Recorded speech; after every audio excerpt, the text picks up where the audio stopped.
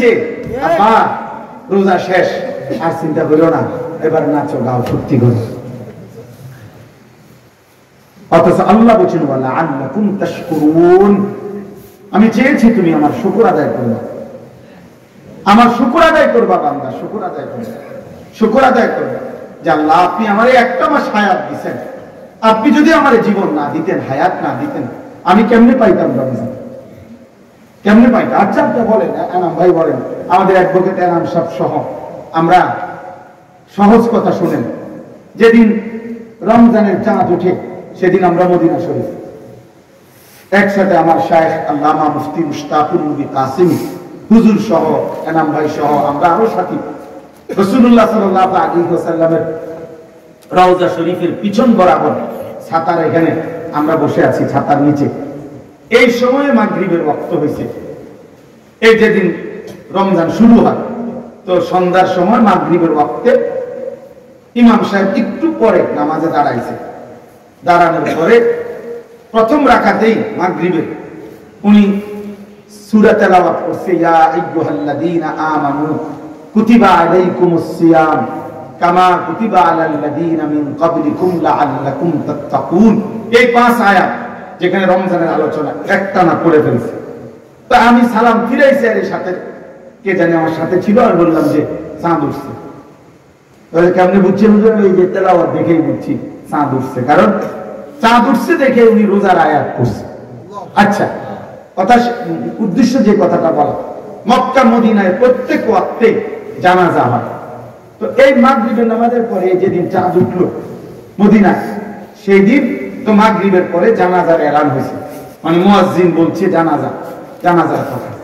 তো এইটা যখন বলছে আমার শায়েখ আল্লামা মুফতি মুশতাকুর নবী কাসিম এই হুজুর, তখন আমি পাশে বসা, হাত ধরে আমার একবারে কাঁদো কাঁদো সুরে হুজুর বলতেছে, মাওলানা ভেবে দেখেন, এই এখন যে মানুষগুলো জানাজা হবে, এই মানুষগুলো গত 2 মাস যাবত আল্লাহর কাছে রমজানের আশা করে দোয়া করছিল, এরা সবাই দোয়াও করছিল, আজ তো চাঁদ উঠলো, কিন্তু এরা তো কবরে চলে যাচ্ছে, এরা তো রমজান পায় না, এরা তো রমজান পায় না, চাঁদ তো উঠছে, চাঁদ তো উঠছে।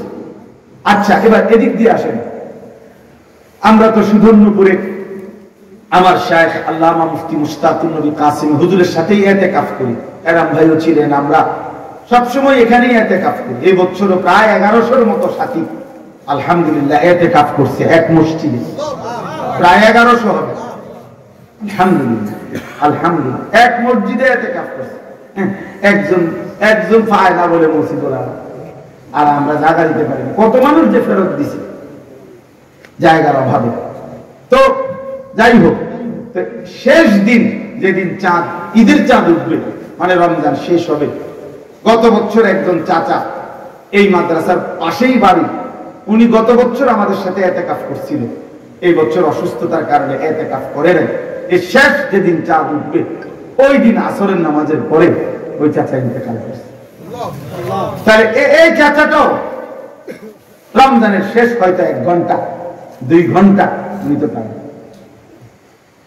তার ওই সময় চাঁদ উঠছে, সেদিনও অনেকে পায় নাই, শেষ মিনিটেও অনেকে ইন্তেকাল করছে। এবার আমরা সবাই বলছি, এখানে যারা আমরা বসে আছি, ভাইয়া বাবা, ইনসাফের সাথে ভেবে দেখেন, এই পুরা রমজান মাসে প্রতিদিন আল্লাহর বান্দা ইমানদার মুসলমান মৃত্যুবরণ করেছে কিনা?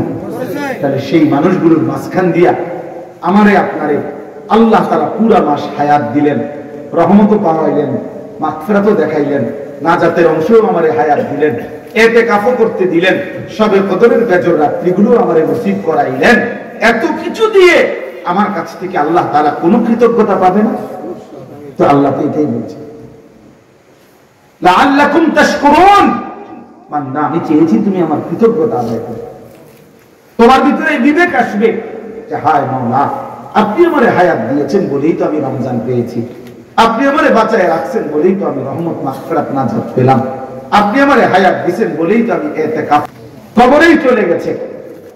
তাইলে আমার বন্ধু, আল্লাহ পাক রব্বুল আলামিন আমাদেরকে হায়াত দিয়েছেন, আল্লাহ পুরোটা মাস বাঁচার তৌফিক দিয়েছেন আমাদেরকে, বিনিময়ে যে আল্লাহ এত বড় দয়া করলেন, ওই আল্লাহকে ঈদের দিন মানে রমজান শেষ হবার পর প্রথম দিনে এভাবে বৃদ্ধাঙ্গুলি দেখানো,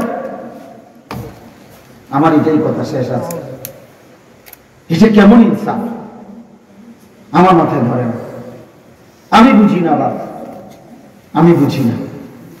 এই জন্য বাপ তোমরা যারা এই কয়েকজন ছেলে পেলে আসো, তুমি করে কমপক্ষে বলি ভাই এত বড় নাফরমান কেমন হইল? ঈদের দিনে যাদের কপালে একটা সেজদা জুটলো না, ঈদের দিনেও যাদের কপালে আল্লাহর একটা বলে আমি জুটলো না, আহ তোমরা 16 বছর 18 বছরের ছেলেটা রোজা তো রাখছিল, তাহলে তোমার রোজা তোমার উপরে কি প্রভাব ফেললো? তোমার তারাবি তোমার উপরে কি প্রভাব ফেললো? কি প্রভাব ফেললো? এই জন্য ইনসাফের সাথে এটাই আজকের বক্তব্য। আল্লাহ তাআলা বলছেন এটা ওয়ালিতুকাব্বিরুল্লাহ আলা মা হাদাকুম, রমজান পরবর্তী ঈদের দিন আমার তাকবীর বলো, আর ওয়ালাআল্লাকুম তাশকুরুন, পুরাটা জিন্দেগি আমার শুকর আদায় করতে থাকো, কারণ আমি তোমাকে দয়া করেছি, আমি তোমাকে রহম করেছি, আমি তোমাকে ইহসান করেছি। এজন্য কৃতজ্ঞতা, কৃতজ্ঞতা আল্লাহর প্রতি কৃতজ্ঞ হওয়া, এটা রমজানের শিক্ষা। রমজানের কি শিক্ষা? আচ্ছা, এই জন্য রাসূলুল্লাহ সাল্লাল্লাহু আলাইহি ওয়াসাল্লাম বলছেন এবং নিয়মিত আমল করছেন, রমজানের পরে এই শাওয়াল মাসে নবী সাল্লাল্লাহু আলাইহি ওয়াসাল্লাম 6টি রোজা রাখছেন, যেটা শাওয়ালের 6 রোজা বলে। আমার শায়েখ আল্লামা মুফতি মুশতাকুর নবী কাসিম হুজুর এটা বলছে হুজুরের বয়ানেও, যে এই যে আল্লাহ যে বলছে বান্দা তুমি শুকর আদায় করবা রমজান পেয়ে, তো বান্দা যেন শুকর আদায় করছে প্র্যাকটিক্যাল আরো 6টা রোজা রেখে। আল্লাহ আপনি যে আমারে 1 মাস রোজা রাখার তৌফিক দিবেন, এটা শুকর হিসাবে, কৃতজ্ঞতা হিসাবে আমি আরো 6টা রোজা রাখলাম। এই জন্য এই 6টা রোজা যদি কেউ পালন করে এই মাসে, তাহলে তার এই আমলটা হয় যে আল্লাহ যে বলছে আমি রমজান দ্বারা তোমার কাছ থেকে শুকর চাই, এই শুকর আদায় হয়।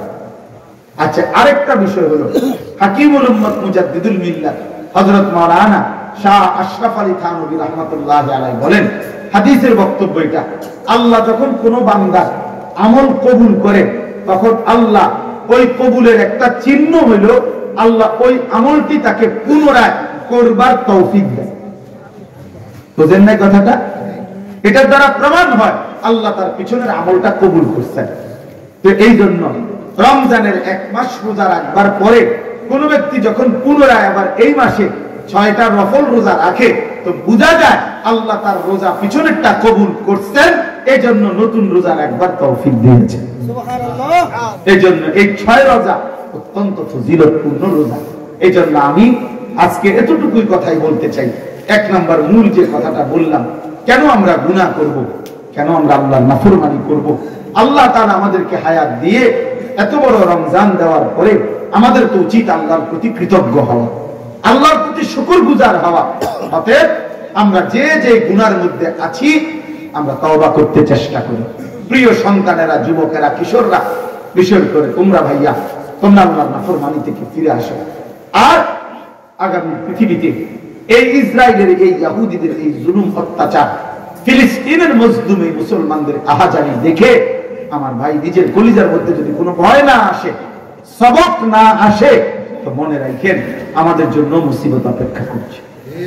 এই অব্যাহত গুনাহ, এই লাগাতার অস্থিরতা, এই লাগাতার বেহায়াপনা একদিন আমাদের উপরেও বড় সড় মুসিবত আসে, আমাদের উপরেও বড় সড় মুসিবত আসে। এই জন্য দয়া করে যারা অভিভাবক আছেন, নিজের স্ত্রী সন্তানের নামাজের দিকে, নিজের স্ত্রী সন্তানের আখলাকের দিকে আরেকটু নজরদারি করেন, এবং নিজেরাও যারা ছেলেরা মেয়েরা প্রত্যেকে মুসলমান হিসাবে ঈমান আমলের উপরে উঠবার চেষ্টা করেন। আল্লাহ তাআলা আমাদেরকে তৌফিক দান করেন। আল্লাহ তাআলা আমাদেরকে প্রত্যেককেই আল্লাহ তার শুকরের ওয়ালা কৃতজ্ঞ বান্দা হওয়ার তৌফিক দান করেন।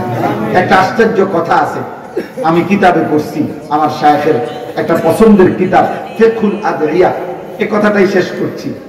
ওই কিতাবের মধ্যে আছে আল্লাহ তাআলা তার বহু নিয়ামত, আল্লাহ বলছেন আল্লাহ যাকে চান তাকে দেন।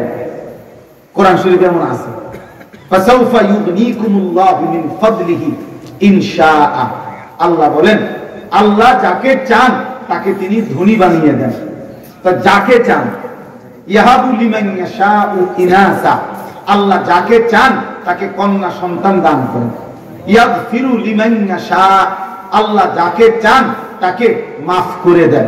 ইয়াবসুতুর রিজকা লিমান ইয়াশা, আল্লাহ যাকে চান তার রিজিক প্রশস্ত করে দেন। আল্লাহ পাক যাকে চান, এরকম বলে অনেক কথা আল্লাহ বলছেন যে ওয়াগফিরু লিমান ইয়াশা, আল্লাহ যাকে চান তাকে মাফ করে দেন, যাকে চান তাকে রিজিক দান করেন, যাকে চান তাকে ইজ্জত দান করেন। তার মানে সবাইকে দেন না, যাকে চান তিনি তাকে দেন। কিন্তু একটি আমল আছে এরকম, যেটা কোনো বান্দা করলে আল্লাহ যতজন করে প্রত্যেককেই তার বিনিময় দান করেন। এনে যাকে চান নাই, সেটা হলো শুকর। এটা কোরআনের আয়াত। আল্লাহ কোরআনে স্পষ্ট বলছে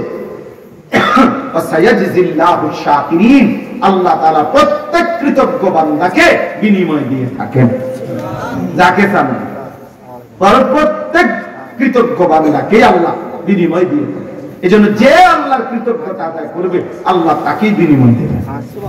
এজন্য ইনশাআল্লাহ আমরা প্রত্যেকে আল্লাহ পাকের কৃতজ্ঞ বান্দা হব। বলেন ইনশাআল্লাহ। আল্লাহ